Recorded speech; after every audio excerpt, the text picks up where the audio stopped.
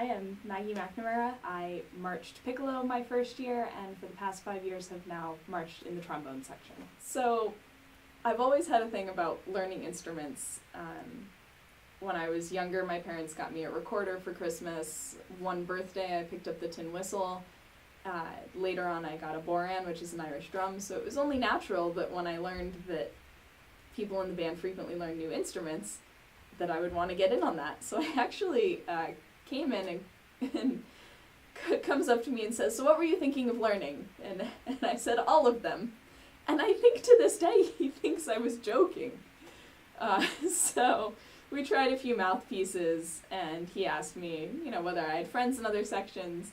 I said I knew somebody who played the baritone, and he immediately threw that out. I don't think he thought I could hold it up. So it came down to trumpet and trombone, really, and he basically told me that I sucked less at the trombone. I was getting the middle to upper range, whereas I was only getting the lower range of the trumpet. So trombone it was. I was actually originally planning to play a different instrument every year in the CMB, so then I could, maybe I'll learn trumpet next, maybe I'll give this a try. But then I landed in the trombone section and just loved the people too much to leave. When I was looking for colleges, my mom asked me what would I be looking for in a school, and she was looking for, I want to be in a big city or a small town and that sort of thing. And the one thing I said was it has to have a marching band. And so there was never a question once I accepted here that I was going to join the CMB. And my first memory of the CMB, I swung by the band office actually during orientation, and I met Mr. Idzier, who checked me out my first piccolo, talked a little bit about the band. But I guess my first real memory was walking up to band camp, and I actually arrived way too early because I think I read the wrong time on the sheet, and I was walking up alone. They weren't set up at all. There was this one guy just standing there and looking at me like, who are you and why are you here? Turned out that it was Theo. And so I was the first person through the check-in process and got to join the tunnel for my first year. Didn't get to run the tunnel until my 4th year. I decided to stick around for a couple more years because there's nothing like marching band. There's nothing like the rush you get from playing your instrument while having to spell out these pictures. It's an ultimate experience in being a small part of a major thing. And I'm scared to leave. I don't want to graduate and have to face that moment where I'm not going to march out onto a field again. I actually went into my leadership interview my first year having checked off a lot of the support staff boxes. I think I checked off that and drill instructor maybe, and the directors looked at me like, well, what do we do with you? You've checked off like everything. And I think my answer was just, I want to be helpful. And so at that point, uniform crew was pretty well known as just the worst job, and so I think they put me on it because anybody who volunteers to do what is known as the worst job, you better take them. But I've certainly come to love it. I love these uniforms. I love how sharp the band looks, and I have loved being a part of making that happen every year. So, some uniform magic secrets. After a game, of course, you throw your uniform into the bins, and they get carted away to a magical land where they get cleaned. We get them back, and they get hung up here in the uniform room. And then it's up to uniform crew to come in and sort. We have to look at every bag, which has the number on the coat and the number on the pants, and you have to go find them on the rack and put them in the bag, zip it all up, make sure that you've put the right uniform in the right bag so we don't have problems on game day. And then we, of course, set it all up for everyone before they come in on game day. But my favorite piece of magic that a lot of people haven't figured out since we started using the band building, there are 2 sets of hat boxes. I don't know why that surprises people, but yeah, there's a box that you take your hat out of at the band building, and then we have already put the secondary empty box in the SAB for you to place. It's not someone driving them all over during the game. Sorting all the uniforms on Wednesdays At first it takes us a longer time because we're getting new people used to the process. But by the end of the season, it doesn't take us longer than an hour and a half with a break for pizza, of course. And setting up on Friday nights, when we really get it moving, get some volunteers in there to help us, we're out of there at 45 minutes tops. It's not as much of a time sink as people think, and we have a lot of fun. We turn on music, we dance, we sing, Nice. have a grand old time. I'm also super protective of the truck. I've been loading the truck after the games for 5 years now, and I call it my truck and get made fun of for that. I actually missed the 4th year picture on the field my 4th year because I was so in the mode of running back to load the truck that it didn't even occur to me to stick around for the pictures. So don't look for me. I'm not there. I'm on the truck as usual. Oh. Really every time we take the field, which is, I know, kind of a cheap answer, but there is nothing like putting your horns up in that stadium when it's filled with people.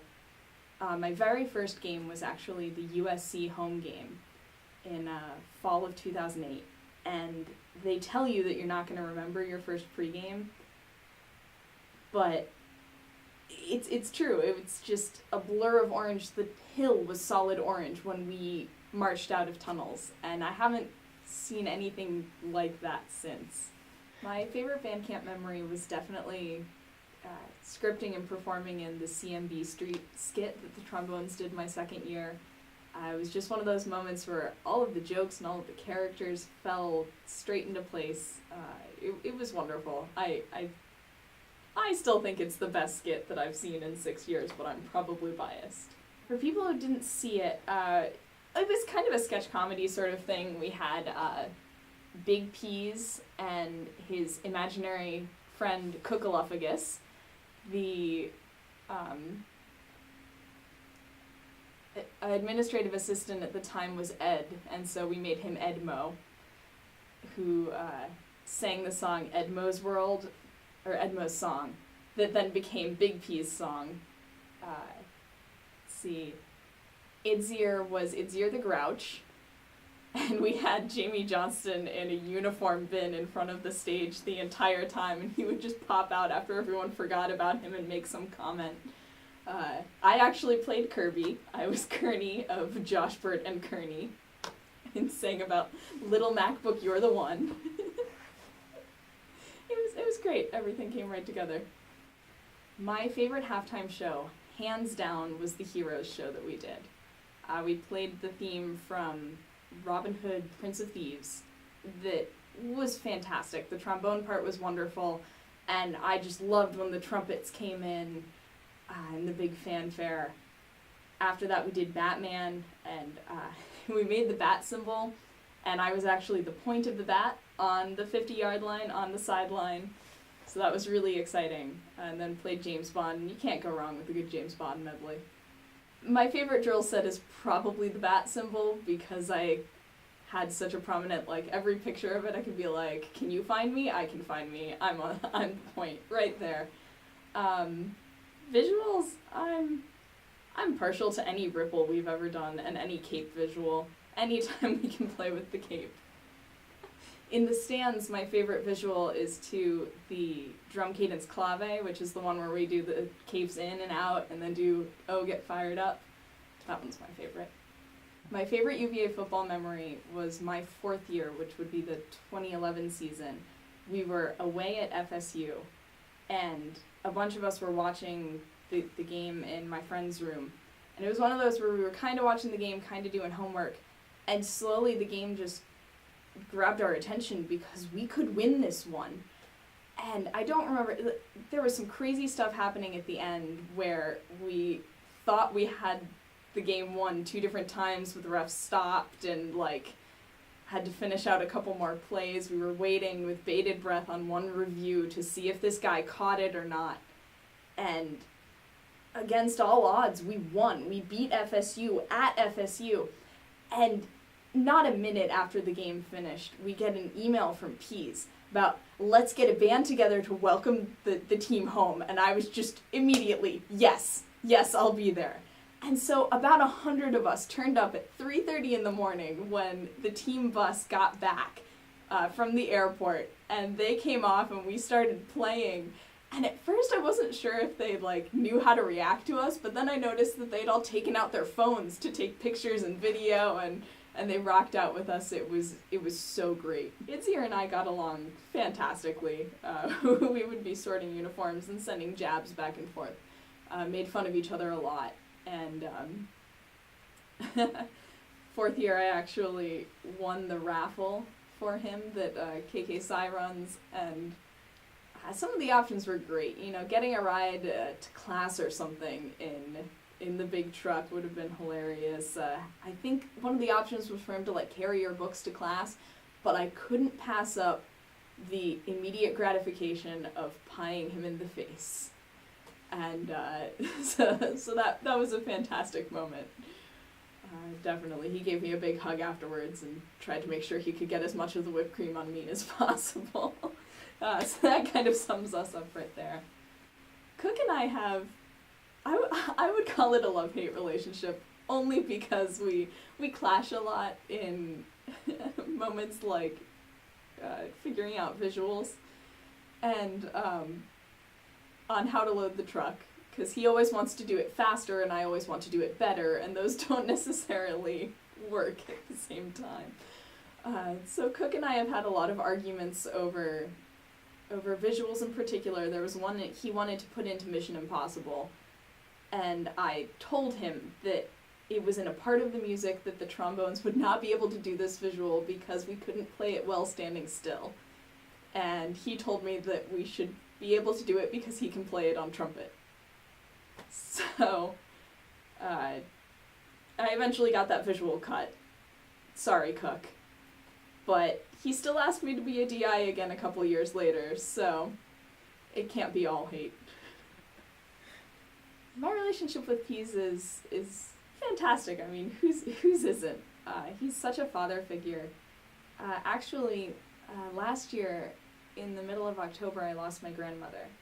And I actually got that phone call on a Friday afternoon before I had band practice on a game week. And if it wasn't a game week, I might have called in and said, look, I just heard about this, I can't come. But, I had, drill to learn, uniforms to take care of, all this stuff. So I came in a little early and I went into Pease's office and said, just so you know, I got this news today. If I leave the field sobbing, that's why. But he surprised me by closing his office door and sitting down and talking to me. And he was the first person to really give me a moment to talk about my grandmother and process a little bit what I was feeling. And I went out and did that practice fine, did the game just fine, all in her memory. And a lot of that was Pease working me through that. The CMB impacted my student experience in really overall a positive manner, because it's really hard to be an engineer and also doing this as an extracurricular. But it was also really nice to have some time in my week that was set aside to just play my instrument and march, and it was a fantastic break from problem sets and the rigor and stress of homework. It really became a refuge, a place where I could hang out with people, no stress, and, well, some stress, but not the same academic sort of stress. The CMB has definitely evolved over the 6 years I've been here. I think that the quality just keeps getting better and better because we hold ourselves really to higher and higher standards, and everything with uniforms goes so much more smoothly every single year. I think we pick up visuals and drill and music faster every single year, and that's really been great to see. I would want to see the band keep improving after I leave. Being in the CMB has impacted my life, I think, by giving myself a lot more confidence in what I can do, because I've always known that I know how to play my instrument and I know how to march. And Cook actually didn't believe me one day when he called me an extrovert, and I just laughed. I feel like I'm the world's biggest introvert, but then I realized that when I come to band, I come totally out of my shell, because I know that I know what I'm doing, and that sort of a feeling has started to transition into the rest of my life and just made me more confident and happy overall. If I could address the CMB today, I would say love every moment of it and live every moment of it. I know it gets hard sometimes. I know that the directors can drive you up the wall. I know that they can pick shows you don't think we can pull off. But man, we pull them off. We really are, I think, the best band in the land. And you're going to miss it when you go.